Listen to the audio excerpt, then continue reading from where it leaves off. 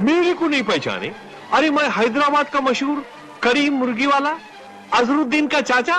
बहुत दुख हुआ। जी, मुझसे मिलकर? नहीं, तुम्हें देखकर। बचपन में पोलियो का टीका नहीं लगवाया होगा। सावन का महीना, नहीं जीना तेरे बिन नहीं जीना। बतौर अभिनेता काका राजेश खन्ना ने करियर में न केवल एक से बढ़कर एक जबरदस्त फिल्में दी, बल्कि किसी जमाने में हिंदी सिनेमा के दूसरे बड़े अभिनेताओं पर उनका खौफ इस कदर था कि उनकी फिल्मों के आसपास अपनी फिल्म रिलीज करने की किसी की हिम्मत नहीं थी। लेकिन कुछ तो अहंकार और कुछ गलत फैसलों के चलते उनका करियर डलता गया। ऐसे में जब यारी दोस्ती भी उन्हें फेल होने से नहीं बचा पाई तो पत्नी डिम्पल से भी उनकी अनबन रहने लगी, जिसके बाद उन्होंने मौत को भी गले लगाना चाहा। लेकिन इसके बाद उन्होंने कुछ ऐसे फैसले लिए जिससे उनकी तकदीर फिर खुल गई और इसी कड़ी में उन्होंने फैसला किया फिल्म निर्माण में हाथ आजमाने का। फिल्म थी 27 सितंबर 1985 की वही अलग अलग रोमांटिक म्यूजिकल फैमिली से भरी इस फिल्म के निर्देशक थे शक्ति सामंत। वह मेन कास्ट में राजेश खन्ना व शशि कपूर के साथ थी टीना मुनीम, बिंदु व देवेन वर्मा के अलावा कई और छोटे बड़े सितारे नजर आए थे। क्या तुम मेरे को घसीट के ला रहा है? बताना बात क्या है? R.D. बर्मन के संगीत तले गीत लिखे थे आनंद बख्शी ने, जिनके लिखे एल्बम में 6 व फिल्म में 5 गीत रखे गए थे।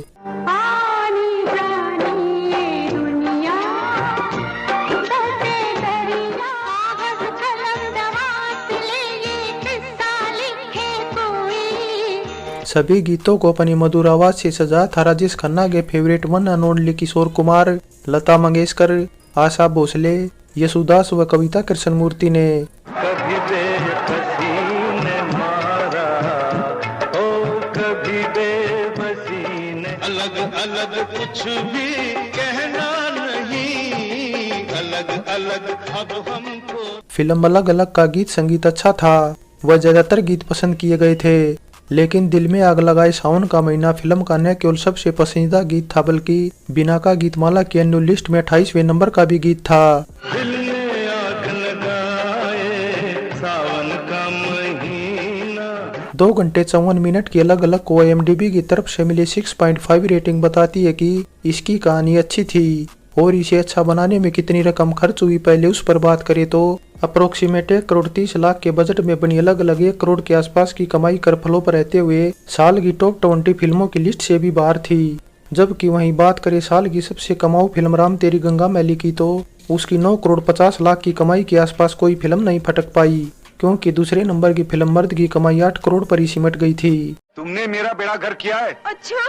जी हाँ, अगर मैंने भी तुम्हारा काम नहीं बिगाड़ा ना तो मेरा नाम भी नीरज नहीं। हाँ, काका राजेश खन्ना की जैसी दाग करियर की पहली पारी में थी, दूसरी पारी में नहीं थी। लेकिन उन्होंने कई बेहतरीन फिल्में दी थी जिन्हें हम आज भी देखना पसंद करते हैं। ऐसे में तब उनका फिल्म निर्माण करने का फैसला कितना सही था, उससे इम्पोर्टेंट ये बात थी कि वे किस तरह की फिल्म बनाना चाहते हैं। क्योंकि उन्होंने जिस फिल्म का रीमेक बनाने का फैसला किया वो 1982 में एक पाकिस्तानी फिल्म मेहरबानी थी। काका राजेश खन्ना को ये पाकिस्तानी फिल्म इतनी अच्छी लगी थी कि जमाना फिल्म की शूटिंग करते टाइम इसका जिक्र उन्होंने निर्देशक रमेश तलवार से कर दिया। लेकिन तलवार ने जब फिल्म देखी तो उन्हें कुछ खास पसंद नहीं आई, इसलिए उन्होंने काका को समझाया भी कि ये फिल्म उन्हें नुकसान करेगी, और नुकसान इसलिए करेगी क्योंकि ये उनकी इमेज को सूट नहीं करती। लेकिन काका ने तो जैसे फिल्म बनाने की ठान ली थी, इसलिए उन्होंने ऑफर दिया शोमैन सुभाष घई को। लेकिन घई ने उन्हें ये कहते हुए मना कर दिया कि वे केवल अपनी लिखी फिल्मों का ही निर्देशन करेंगे। ऐसे में काका उनकी इस बात से इतने चिढ़ गए कि एक रात बिंदु की पार्टी में शराब के नशे में वे घई से भिड़ गए। काका उस वक्त काफी ज्यादा नशे में थे, इसलिए उनका खुद पर कंट्रोल नहीं था कि वे क्या बोल रहे हैं। ऐसे में जब उन्होंने घई को नपुंसक जैसा कुछ बोल दिया तो बात हाथापाई तक पहुंच गई, जिसके बाद वहां मौजूद कुछ लोगों ने उन्हें एक दूसरे से दूर किया और अपनी अपनी गाड़ियों में बैठा कर रवाना कर दिया। जिसके बाद काका ने अगली रात फोन किया अपने फेवरेट शक्ति सामंत को। शक्ति ने उन्हें सुबह मिलने के लिए बुला लिया, जिसके बाद काका ने जब उन्हें पाकिस्तानी फिल्म मेहरबान दिखाई और ये कहा कि हर हाल में उन्हें निर्देशन करना है, तो शक्ति सामंत ये कहते हुए मान गए कि फिल्म की कहानी में थोड़ा बदलाव करना पड़ेगा, जिस पर काका सहमत हो गए। ऐसे में कहानी के अकॉर्डिंग काका को फिल्म में एक और बड़े सितारे को सहायक भूमिका में कास्ट करना था, जिसके लिए उनके माइंड में तब सुनील दत्त का नाम चल रहा था। लेकिन सुनील दत्त उस टाइम संजय दत्त को लेकर परेशान थे। ऐसे में उन्होंने संजीव कुमार से बात की, लेकिन संजीव कुमार की तब तबीयत ठीक नहीं थी। ऐसे में नाम फाइनल हुआ शशि कपूर का, जो इससे पहले काका के साथ 1975 में प्रेम कहानी में भी काम कर चुके थे, जिसे अच्छा खासा पसंद भी किया गया था। ऐसे में काका ने जब शशि कपूर को ऑफर दिया तो वे तुरंत मान गए, लेकिन निर्देशक शक्ति सामंत कुछ और चाहते थे। वे चाहते थे कि काका अपनी मेन भूमिका शशि कपूर को दे दे और शशि कपूर वाली भूमिका खुद करें, लेकिन सेंटर भूमिका राजेश खन्ना खुद करना चाहते थे। और वैसे भी फिल्म में उनकी प्रेमिका टीना मुनीम भी थी और काका को हर हाल में टीना के साथ ज्यादा से ज्यादा स्क्रीन शेयर करनी थी, क्योंकि दर्शकों को दोनों की केमिस्ट्री पसंद थी। ऐसे में बतौर निर्माता राजेश खन्ना इस बात का भी खूब फायदा उठाना चाहते थे, इसलिए निर्देशक शक्ति सामंत की बात को उन्होंने तुरंत ही ठुकरा दिया। वैसे किशोर से अलग अब बात गायकी को लेकर करे तो ये बात तो हर कोई जानता कि किशोरदा काका के लिए एक तरफा गीत गाते थे और इसीलिए गाते थे क्योंकि उनकी आवाज काका पर जबरदस्त सूट करती थी। लेकिन बात जहाँ पैसों की आई वहाँ किशोरदा का अलग हिसाब किताब था, क्योंकि वे गीत गाने से पहले ही पैसे ले लेते थे। इसलिए जब काका राजेश खन्ना किशोरदा को गीत गाने के लिए साइन करने गए तो सबसे पहले उन्होंने किशोरदा से उनकी फीस का ही जिक्र किया। ऐसे में किशोरदा ने बताया कि 1969 की फिल्म आराधना के गीत गाकर उन्हें एक नया जीवनदान मिला था, जिसके बाद वे मोहम्मद रफी से भी आगे निकल गए थे। ऐसे में किशोरदा ने काका को ये कहते हुए मना कर दिया कि ये उनके निर्माण की पहली फिल्म है, इसलिए वे कोई फीस चार्ज नहीं करेंगे और सभी गीत फ्री में गाएंगे। खैर आखिर में काका राजेश खन्ना को किशोरदा का ये एहसान तो उतारना ही था, इसलिए किशोरदा जब अपने बेटे अमित कुमार को लेकर ममता की छाव में जैसी फिल्म बना रहे थे तो अमिताभ ने राजनीति में जाने के चलते फिल्म करने से मना कर दिया। इसलिए कुछ ऐसा कहा जाता कि किशोरदा का एहसान उतारने के लिए काका राजेश खन्ना ने न केवल फिल्म फ्री में की बल्कि 13 अक्टूबर 1987 को किशोरदा की जब मौत हो गई तो उनके बेटे अमित कुमार के साथ मिलकर फिल्म को पूरा भी किया। फिल्म ममता की छाव में साल 1989 में रिलीज हुई थी और रिलीज होते ही बॉक्स ऑफिस पर बुरी तरह फेल हो गई थी। होना क्या है भाभी, अंदर कुछ बाहर कुछ, बनावट ही बनावट। अरे नीरज तू थोड़ा खुला खुला करके बोलेगा क्या? अलग अलग फिल्म से जुड़े कुछ और किस्सों की बात करें तो काका राजेश खन्ना की ये फिल्म महिलाओं को डेडिकेट थी, इसीलिए उन्होंने मुहूर्त शॉट पर ज्यादा से ज्यादा महिलाओं को इनवाइट किया था, जिसमें मोहन कुमार की पत्नी ने अगर नारियल फोड़ा तो क्लैपर बोर्ड उन्होंने अपनी बड़ी बेटी ट्विंकल के हाथ में पकड़ा रखा था। और फिर इसी तरह जय ओम प्रकाश की पत्नी को जहां कैमरा चालू करना था तो बतौर निर्देशिका पहला शॉट यश चोपड़ा की पत्नी को लेना था। वैसे अगर देखा जाए तो अलग अलग की न केवल कहानी पाकिस्तानी फिल्म मेहरबान की कॉपी थी बल्कि कभी बेकसी ने मारा जैसा गीत भी इसी फिल्म के अकलक अहमद के गीत से इंस्पायर्ड था।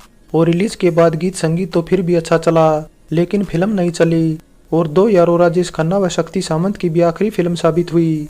जब तक तुम्हें देख न लूं चैन नहीं आता।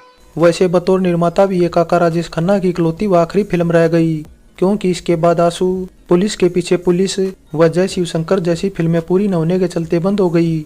वैसे इन तीनों फिल्मों में आंसू ऐसी थी जिसका कि निर्देशन शक्ति सामंत ही करने वाले थे, जो दरअसल एक इंग्लिश फिल्म लेस से इंस्पायर्ड थी, लेकिन इसकी सिर्फ घोषणा ही होकर रह गई, शूटिंग कभी शुरू नहीं हो पाई। वैसे तीनों फिल्मों में शूटिंग जय शिवशंकर की शुरू हो पाई, जिसके कुछ सीन अमेरिका में शूट भी कर लिए गए थे, लेकिन बावजूद इसके कुछ वजहों से फिल्म डिब्बा बंद हो गई। अब समझ में आई आपकी धुन, मैं अभी उसके फ्यूचर को फर्नीचर बना देता हूँ। तो ये तो बात रही अलग अलग से जुड़े अनसुने किस्सों की। अब बात 33वें फिल्म फेयर की भी कर ली जाए तो इसे एक नॉमिनेशन तक नसीब नहीं हो पाया था। फाइनली कुछ ऐसा बताया जाता कि काका ने फिल्म अपनी तब की प्रेमिका टीना मुनीम के लिए बनाई थी, जिसमें सभी की अदाकारी बेहतरीन होने के साथ कहानी व गीत संगीत भी अच्छा था, लेकिन बावजूद इसके दर्शकों ने इसे नकार दिया। जिसके बाद काका राजेश खन्ना व टीना के साथ इसके बाद एक और पाकिस्तानी फिल्म कुर्बानी का रीमेक बनाया गया, जो मेहरबानी के निदेशक परवेज मलिक की फिल्म थी, जिसे अगले साल 1986 में अधिकार टाइटल से रिलीज किया गया था। ऐसे में अलग अलग हुए अधिकार दोनों ही कुछ ऐसी फिल्में थी जिन्हें अदाकारी के लिहाज से टीना अपनी सबसे बेहतरीन फिल्में मानती है। मुझे बर्बाद किया है। हालांकि अलग अलग में उनका फेयर लेडी का किरदार काफी कुछ उन्हीं की 1980 में आई मनपसंद के किरदार से इंस्पायर्ड था। ओल्ड इज गोल्ड में अलग अलग फिल्म पर हमारी ये पेशकश कैसी लगी नीचे कमेंट कर बताएं। अच्छी लगी है तो लाइक और शेयर करने के साथ चैनल सब्सक्राइब करें। तो चलते हैं, फिर मिलेंगे एक और नई वीडियो के साथ।